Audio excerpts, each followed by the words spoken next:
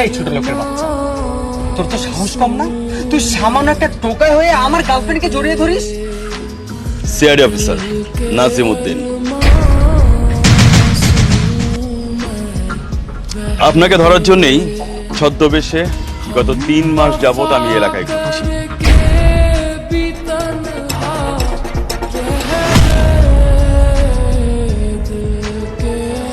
বউ, কেমন আছিস? আছি, আমি ভালো আছি। কিরে, তোর এই অবস্থা কেন? এই ছোট লোকের বাচ্চা, তোর তো সাহস কম না? তুই সামান্য একটা টোকাই হয়ে আমার গার্লফ্রেন্ডকে জড়িয়ে ধরিস। এই শুভ, তোমার কি হয়েছে? তুমি ওনার সাথে এভাবে কথা বলছো কেন? তুমি জানো ও কে? কে ও? ও আমার বন্ধু। তুমি আমার বন্ধুর সাথে এভাবে কথা বলতে পারো না শুভ। কি? এই, তোমার কি মাথা ঠিক আছে?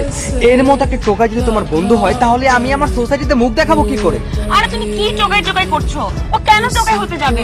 হয়তো এখন কোনো কারণে ওর সমস্যা যাচ্ছে। আর মানুষের কাপড় দিয়ে কি সবকিছু বিচার হয়? আর তোমাকে আমি আমার একটা বন্ধুর কথা বলেছিলাম না, যে সবসময় ক্লাসে ফার্স্ট হতো, টপার হতো? ও আমার সেই বন্ধু। ও, তাহলে তুই সেই ছেলে? আচ্ছা, তুই না ক্লাসের টপার ছিলি, পড়াশোনা তো ভালো ছিলি, তো তোর এই অবস্থা কি করে?